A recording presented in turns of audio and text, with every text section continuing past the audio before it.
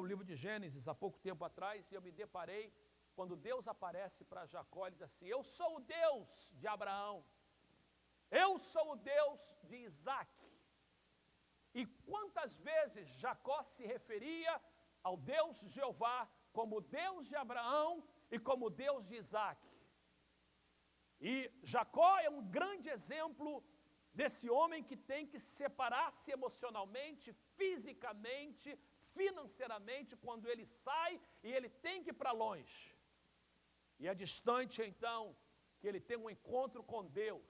E depois de Jacó ter um encontro com Deus, ele diz: tu não só és o Deus de Abraão, tu não só és o Deus de Isaac, mas tu és o meu próprio Deus. E dali para frente, Deus era o Deus de Abraão, o Deus de Isaac e o Deus de Jacó. Eu tinha 17 anos de idade quando eu, já falei com vocês, vim para os Estados Unidos. E fui criado num berço evangélico, na Igreja Batista. Depois de ser batizado com o Espírito Santo, fui para a Igreja Assembleia de Deus. Batizado com o Espírito Santo com 13 anos de idade, cantando no coral, pregando nas praças. Mas eu me lembro, quando eu vim para a América, em 1979, e eu me lembro que eu estava sozinho. Um dia eu comecei a questionar aquilo que eu sempre criei. Porque, na verdade, a crença que eu tinha não era a minha crença. A fé que eu tinha não era a minha fé, era a fé dos meus pais. Eu me lembro que eu questionei a trindade, a divindade, a religião. Eu me lembro que eu pensei, por que o cristianismo é o caminho que eu decidi seguir? É o caminho que eu decidi seguir porque os meus pais ensinaram assim, ou porque é algo que eu decidi por mim mesmo? A maioria das pessoas que foram criadas na igreja precisam de passar por isso. E eu me lembro então que, porque a minha mente funciona dessa forma, eu preciso de entender as razões. Eu falei o seguinte: eu nunca mais vou falar que Jesus é Deus até eu entenda por que Ele é Deus. Eu não vou falar sobre a trindade até que eu entenda o que é a trindade. E eu não só vou falar que Jesus é o caminho, a verdade e a vida, que o cristianismo é a forma de você se aproximar de Deus, melhor do que o budismo, do islamismo, até que eu entenda isso para mim. E depois de estudo, depois de consultar a Bíblia, de ler livros, de comparar as religiões, eu cheguei à conclusão que Jesus verdadeiramente é Deus. Que Deus se revelou através da pessoa do Pai, do Filho e do Espírito Santo. Que Jesus realmente é o caminho, a verdade e a vida. Mas não porque os meus pais me ensinaram assim, mas porque eu descobri para mim mesmo. E todas as pessoas precisam de chegar a isso, os seus filhos precisam de chegar a isso. O nosso problema é que quando nós soltamos a flecha, nós ficamos preocupados, porque nós ensinamos, mas os nossos filhos vão para a faculdade. Eu fui à formatura domingo passado da Miriam e parabenizamos ela oficialmente pelo a sua formatura como no mestrado de psicologia. Mas eu estava ali olhando para as pessoas ao redor dela, ali da Universidade de São Francisco, e vendo as pessoas que se formaram. E a psicologia é um campo tão perigoso, muito perigoso. Muitos psicólogos se afastam de Deus. Há um pastor no sul da Califórnia, um pastor de uma igreja brasileira, que a sua esposa foi estudar psicologia numa faculdade em Los Angeles e desviou-se do caminho do Senhor, abandonou a sua casa. E agora eu quero pensar, como é que essa mulher vai poder aconselhar casais? Mas eu estava olhando e vendo como é difícil ser crente no dia de hoje na faculdade. Conversava com Felipe e Priscila sobre a experiência deles na faculdade de Santa Bárbara. É difícil demais, nós estamos vivendo numa época difícil, e a gente então diz assim, como é que eu vou soltar o meu filho nesse mundo? Como é que eu vou soltar o meu filho para viver em São Francisco? Uma cidade que abandonou Deus, que tirou Deus do caminho. Formaturas antigamente, nenhuma formatura acontecia sem uma oração.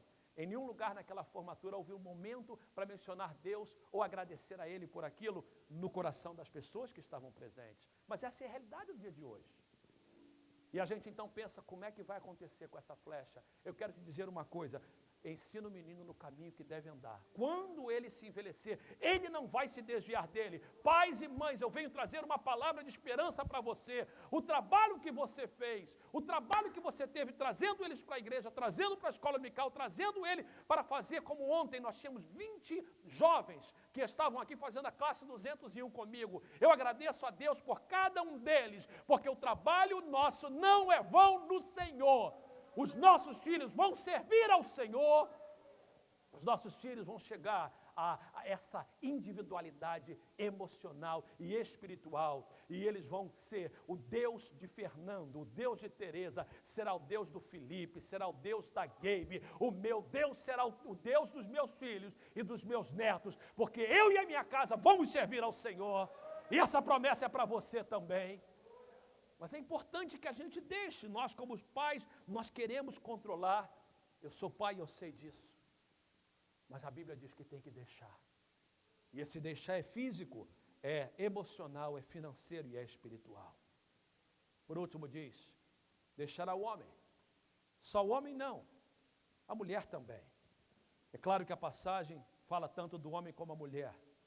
Esse deixar se aplica aos dois. A diferença é que às vezes o homem e a mulher são diferentes no deixar. O homem às vezes tem mais facilidade no deixar fisicamente, mas não emocionalmente.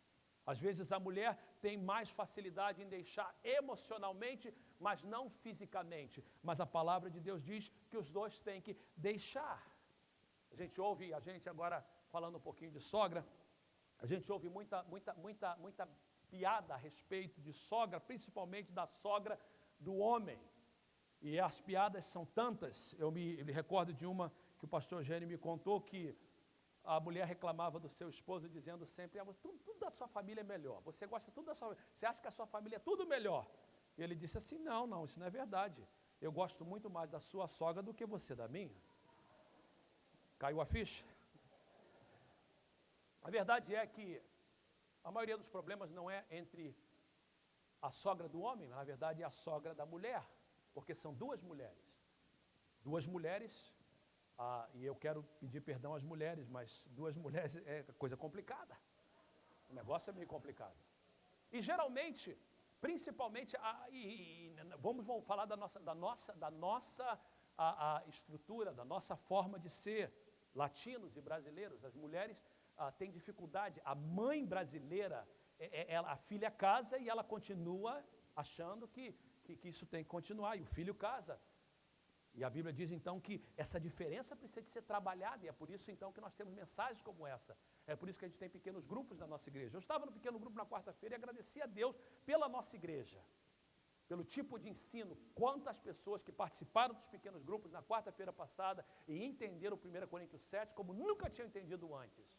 Tanto homens como mulheres, como jovens, como casais. Então, assim, é importante essa diferença dos sexos e entender que nós temos que deixar. Eu quero terminar a mensagem aplicando a palavra de Deus em nossas vidas, e eu peço que, Fernando, por favor. Há um cântico que diz, quero que valorize o que você tem. Você é um ser, você é alguém tão importante para Deus. Pare de ficar sofrendo angústia e dor, deixe o seu complexo inferior, dizendo às vezes que não é ninguém. E aí o cântico diz assim, eu quero falar do valor que você tem. Eu uso essa frase desse cântico para terminar essa mensagem. Eu quero falar do valor que você tem. Olhe para mim, por favor, que eu estou concluindo. Nós somos criados por Deus de uma forma única. Não há ninguém nesse mundo igual a você. Salmo 139 diz que eu e você fomos criados de uma forma maravilhosa.